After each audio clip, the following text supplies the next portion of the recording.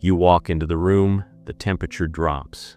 Eyes glide over you like your furniture. Not hostile, worse, indifferent. They haven't heard you speak. They haven't seen your resume. But the verdict is already in. This isn't bad luck. This is siege warfare. Every frayed thread, every slouched shoulder, every apologetic gesture, these are breach points in your fortress. And the world is scanning for weakness. Machiavelli warned 500 years ago, men judge generally more by the eye than by the hand. They don't care what you know. They care what they see in the first 3 seconds. When you look poor, and I don't mean broke, I mean diminished, you trigger a biological response in others, not pity. Predation. This video will show you 7 mechanisms that turn appearance into armor, not vanity. Strategy, not fakery. Fortress engineering.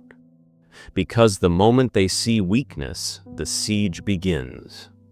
Comment below, where do your walls break? Grooming, posture, clothes, or silence? If you're tired of being invisible, subscribe now. Let's rebuild your defenses. Principle 1. The horn effect, the contamination. One visible flaw poisons every assumption about you. They see your shoes are worn. The brain doesn't stop there. It assumes lazy, broke, disorganized, unreliable. This is the horn effect, the evil twin of the halo. One negative trait contaminates the whole perception. Machiavelli understood that perception is the battlefield. He wrote that a prince must appear merciful, faithful, and upright. Notice the word appear. Why? Because humans run on cognitive shortcuts. We don't have time to dig through the mud of your character. We judge the surface to save energy. When your appearance signals chaos, wrinkled clothes, chipped screens, dirty fingernails, you're telling the world, I cannot govern my own life. And if you can't govern yourself, why would anyone let you govern their money, their project, their trust? You walk into a pitch meeting. Your laptop has coffee stains. Your shirt is untucked. You're brilliant. Your idea is solid. But the investors see the laptop first. They think, if he can't maintain his tools, he can't maintain our investment. They ghost you. Not because your idea was bad, because your walls had a visible crack. Discipline costs nothing. Polish your shoes, iron your shirt, fix your phone screen or hide it. Don't live with broken things. Every broken artifact in your life is a traitor inside your fortress. It whispers to your subconscious, you deserve brokenness. Kill the traitor. Repair the wall. Principle 2. The poverty saint, the predator response. Picture this, you need a loan. You walk into the bank in desperation. Your voice trembles. You smell like need. The loan officer smiles, then closes the vault. We'll need collateral, high interest. Approval is difficult. Same bank, same day, different man.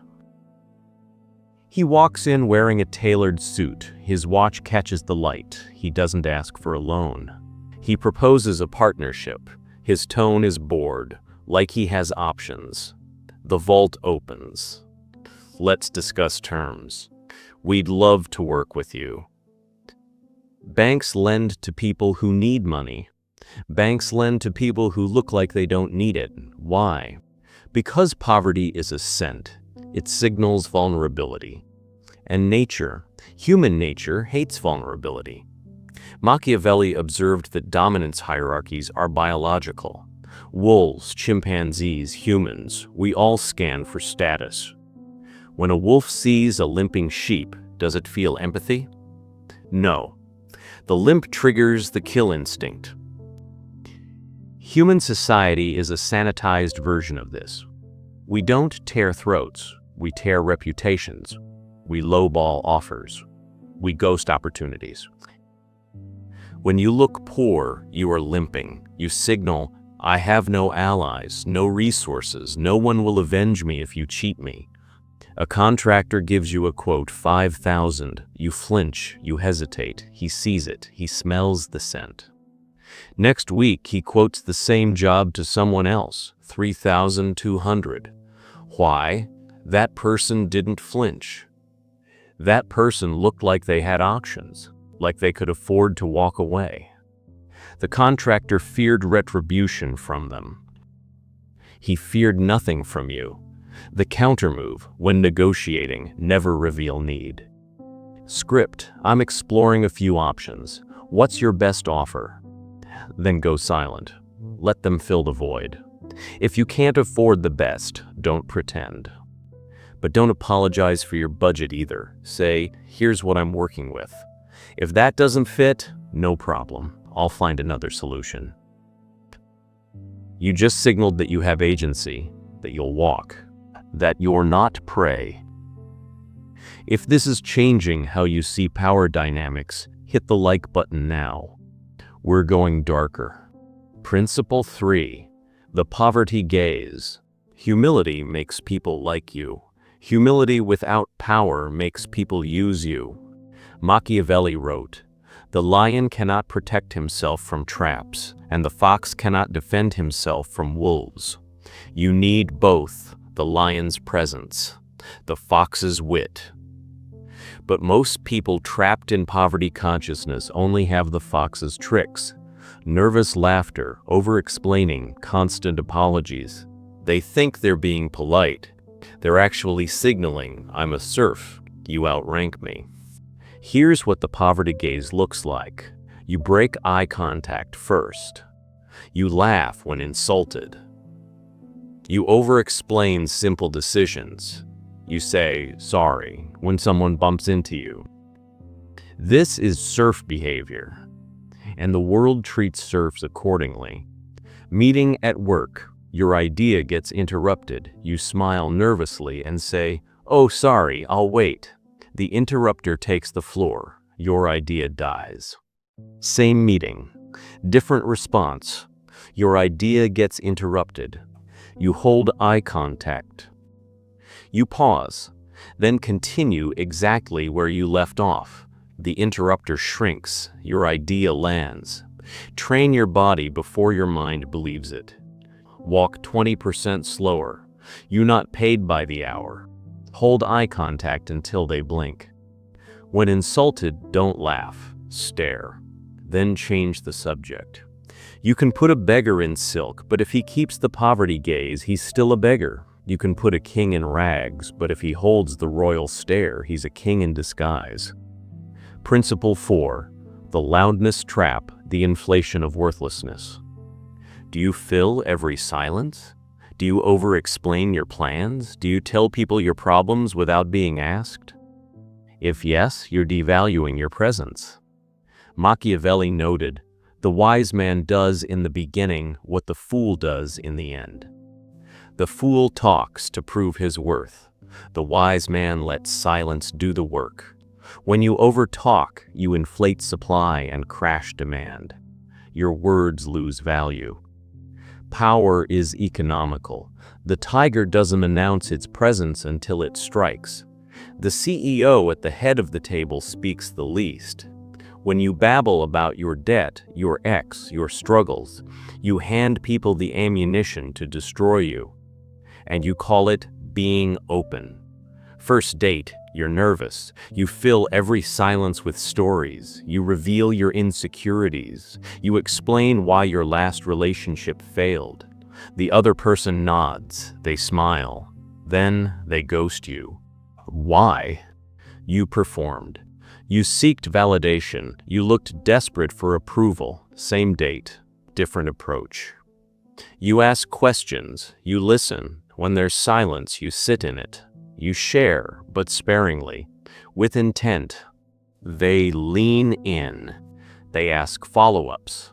They wonder, who is this person? You become a mystery, and people are drawn to mystery.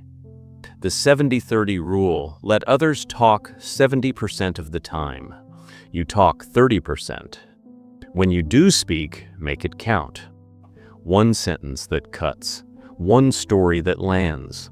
Soft, pause before answering. Count to 3. Firm, when someone asks a personal question, deflect.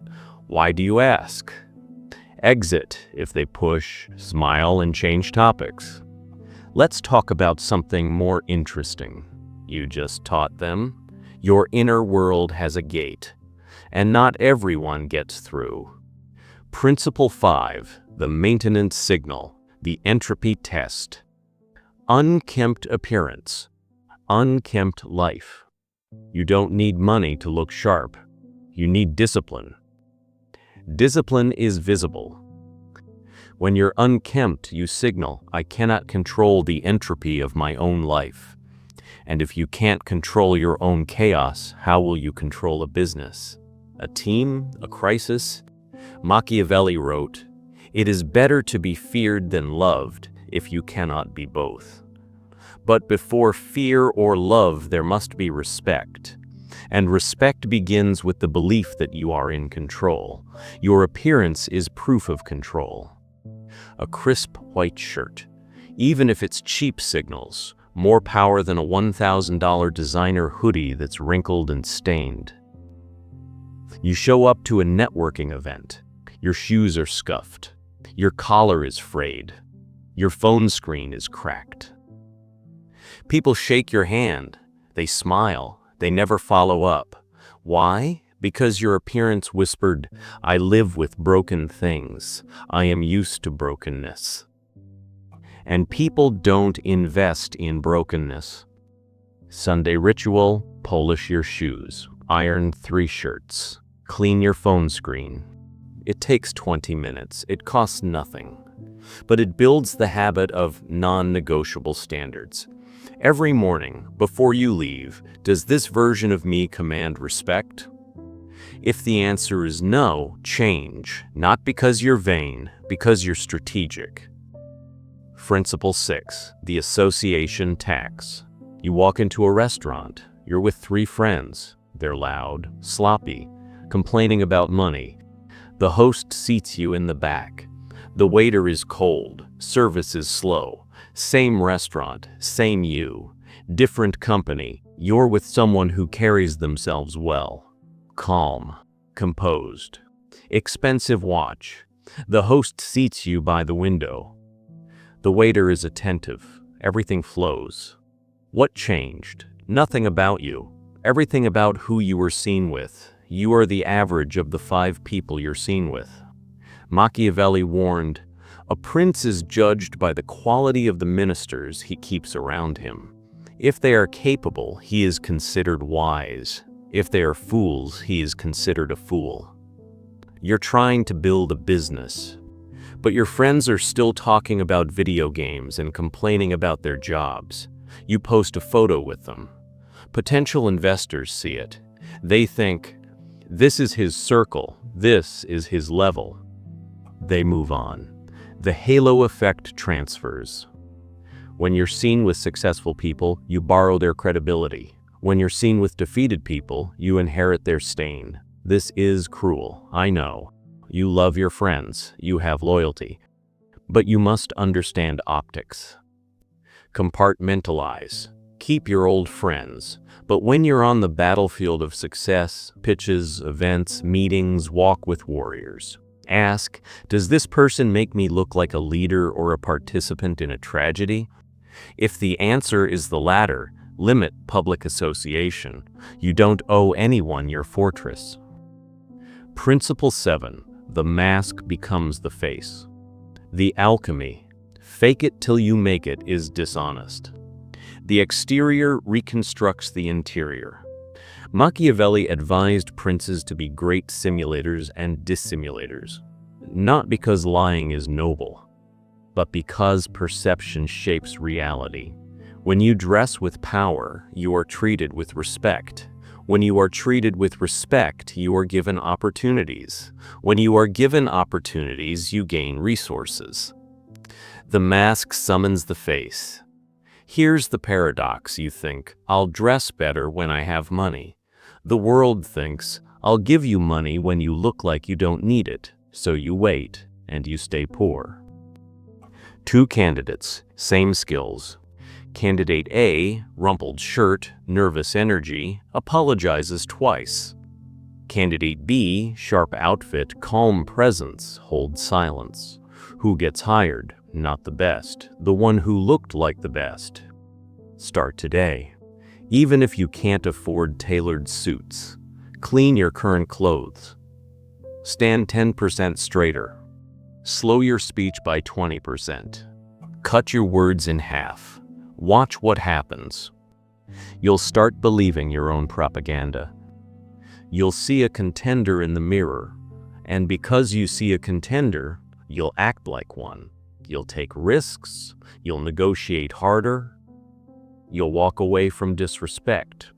By refusing to look poor, you reject the identity of poverty. You reject the script that says you're destined to struggle. You declare, physically, visually, that you are destined for more. And the world, desperate for strength, desperate for certainty, desperate for anything that looks like a sure thing, the world bows. You've been lied to. They told you it's what's inside that counts.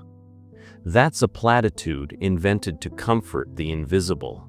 Yes, character matters for retention, but appearance matters for access. Your interior is the product. Your exterior is the marketing. You can have the cure for cancer. But if you wrap it in garbage and bury it in the backyard, no one will buy it. Machiavelli was right. Everyone sees what you appear to be. Few experience what you really are. So give them a vision of greatness. Not because you're fake, because you're strategic. The 5-step fortress rebuild. Step 1, morning armor ritual, 5 minutes. Before you leave, check shoes polished, check collar crisp, check posture, shoulders back. Ask, does this version of me command respect? If no, fix it. Step 2, the silent script, in the moment. When you feel the urge to over-explain, script, let me think on that, then go silent. When insulted, don't laugh, stare. Count to 3, then change the subject. Step 3, the 7-day social experiment. Let others fill silence.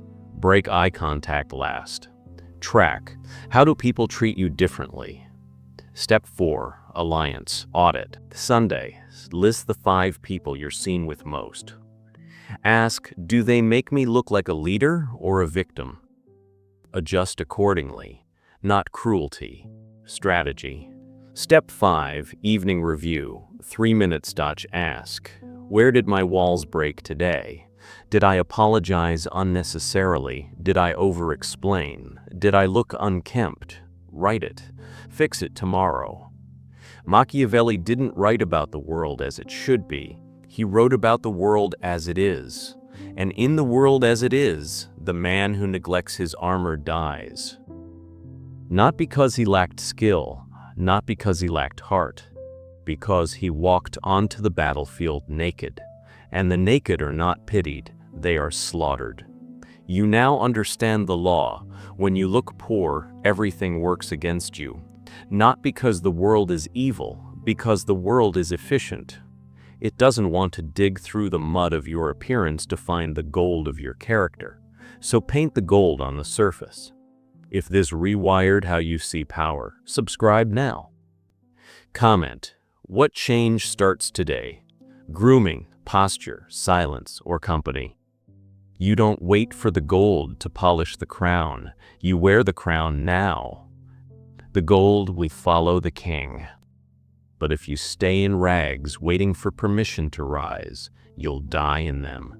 The choice is yours. The siege is already here. Build your walls or be overrun.